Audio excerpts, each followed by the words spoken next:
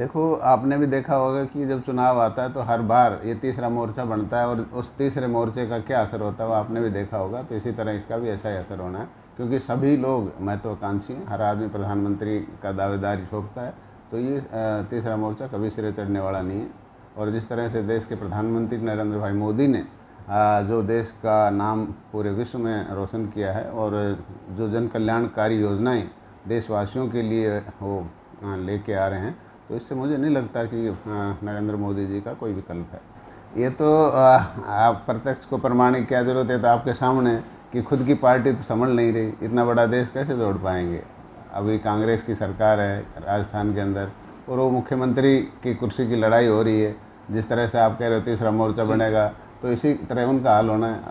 गहलोत जी किसी को चाहते हैं, एमएलए किसी को चाहते हैं, तो ये जोड़ने की तो बात एक ही नहीं। प्रदेश रहा है हाँ कांग्रेस हाँ, के वही लिए। है ना, जो देश के प्रधानमंत्री जो कहते हैं ना कि कांग्रेस मुक्त भारत बनाएंगे, तो उसी की तरफ अग्रसर है। सहकारिता विभाग एक ऐसा विभाग है जिसके जरिए जो देश के प्रधानमंत्री जी का जो मिशन है, ये आत्मनिर्भर भारत का जो मिशन है, वो सहकारिता विभाग के जरिए ही पूरा किया जा सकता है। और उसकी अहमियता को देखते, उसकी इम्पोर्टेंस को देखते हुए देश के प्रधानमंत्री नरेंद्र भाई मोदी ने एक सहकारिता विभाग, जो पहले कृषि विभाग के साथ जुड़ा हुआ था, उसको एक अलग विभाग बनाया।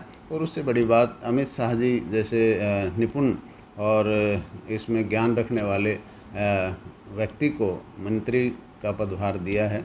और निश्चित तौर पर कॉरपोरेशन डिपार्टमेंट अब और भी दिन दुगनी रात चौगुनी उन्नति करेगा।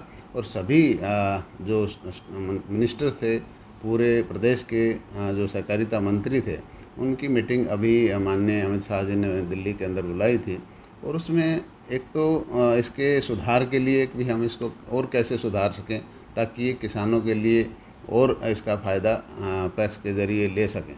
तो पैक्स एक हमारी प्राइमरी यूनिट है, जिससे किसानों को लोन मिलता है, बीज खाद के पैसे मिलते हैं।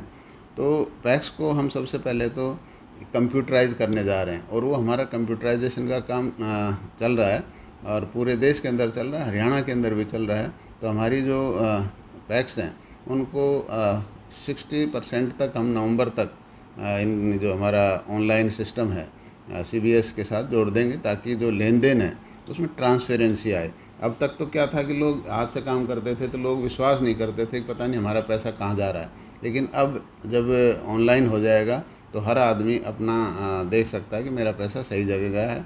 और हेड ऑफिस में भी हम बैठ के देख सकते हैं कि लेन देन ठीक हो रहा है कि नहीं।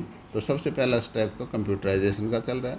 उसके बाद जो हमारी पैक्स हैं, इनको मल्टीपर्पज़ सर्विस सेंटर बनाया जाएगा, ताकि जो अब हमारी पैक्स वाइबल, काफ़ी पैक्स हमारी डिफंग हैं, काम नहीं हो रहा, उन पर काम नहीं कर रही, इनको वाइबल कैसे बनाया जाए, उसके लिए भी इनको मल्टीपर्पज़ सर्विस सेंटर बनाया जाएगा।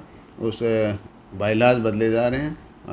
माननीय अमित शाह जी ने कहा कि हम अभी बायलाज बदल रहे हैं, उसकी जो कॉपी हमारे पास स्टेट्स में आ जाएगी, और उसके बाद स्टेट्स में भी वो बायलाज लागू होंगे।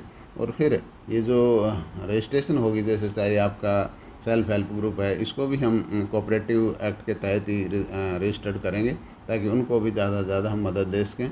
और जब कंपनी एक्ट के तहत इनकी रजिस्ट्रेशन होगा, फिर ये जो भी हमारा जैसे पैक्स हैं, इनके अंदर कुछ भी आप सामान बेच सकते हैं। जो भी हमारे आपके कोऑपरेटिव डिपार्टमेंट, चाहे हैफेड का है, चाहे